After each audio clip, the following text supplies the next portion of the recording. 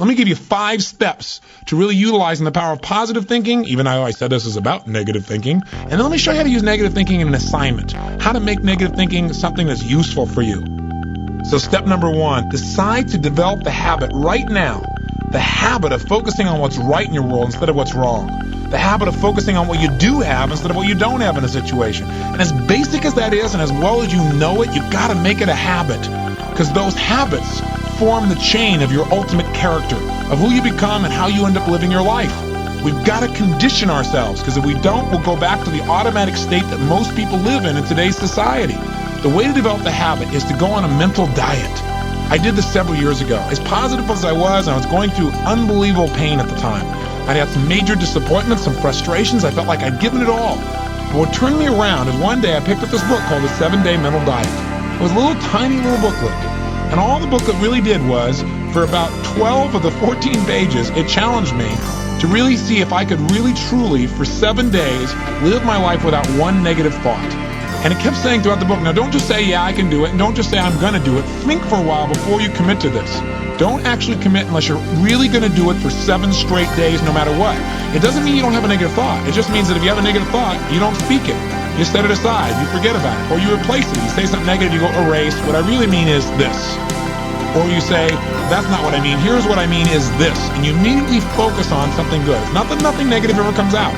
It's that you immediately do not allow yourself to hold a negative feeling, a negative thought for 7 straight days, day and night, even when it gets tough, even when somebody disappoints you, even when you get frustrated, even when you give your all and it still turns up lousy. Listen, if all I did was rant and rave on this tape and you didn't listen to anything else I said, but you took on this 7-day challenge, you can't believe what it'll do to your life.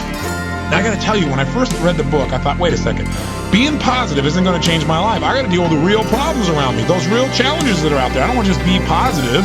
Somebody says, how's it going? I go, I'm doing great. And they go, why? You go, I don't know, but I just feel good. I don't want to be that way. I want to be real. I want to be on top of things. You know what? I thought, wait a second. I can be positive about solutions. I can still notice that there's some challenges out there without being negative about it. I can look at the challenges and say, okay, here's what's good about this. Here's how we can use this. Here's how we can turn this thing around. And continue to focus on that. So I took on the challenge for 7 days, changed my life. Now, by the way, one of the keys is you have to have 7 straight days of being absolutely positive. Not one negative thought, not one negative expression that you hold on to. Got to let go of it immediately. If you do not do this, if you're 3 days into it and you do well, and then you have a bunch of negativity, you got to start over.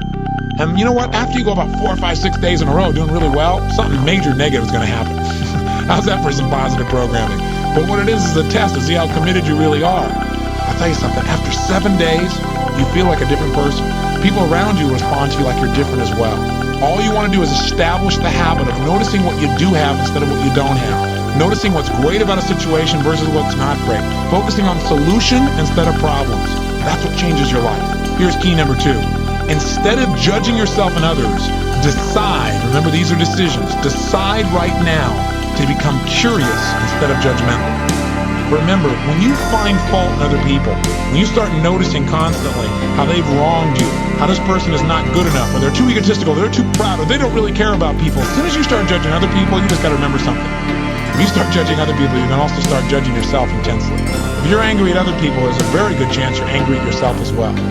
Maybe we need to perceive more and judge less. Maybe instead of finding fault with other people, without really thinking about what they've gone through to be where they are this day, maybe we can get really curious about what's making this person be in the state they're in, or what's the motivation behind this person's anger. For example, a lot of times we think somebody's being negative or angry or we're frustrated with them, but we never bother to find out what's really going on. I know myself, I was at a party recently and I felt crazy. There was a woman who came to the party. Everybody behind her back remembered how unbelievably egotistical this woman was, how negative she was. But you know what? I sat next to her at dinner time and I got a chance to really find out who she was. I got curious about her. And I began to find out about all the pain she'd been through in her life. When I realized was this woman was just barely hanging on to her life.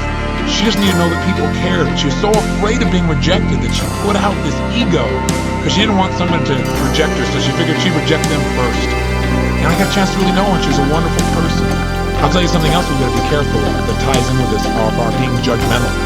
Out of our fear of having heroes in our society today, we seem to try and consume them and destroy them as quick as we can. We try to find something that's wrong with our heroes because, boy, we don't want another Jim Jones. We don't want another Jim Baker.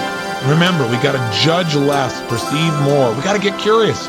Instead of living in a society where we're so afraid so afraid to believe in anything or anyone that we believe in nothing at all, and we lose our power of positive thinking. We try to protect ourselves from things we maybe not even need to protect ourselves from.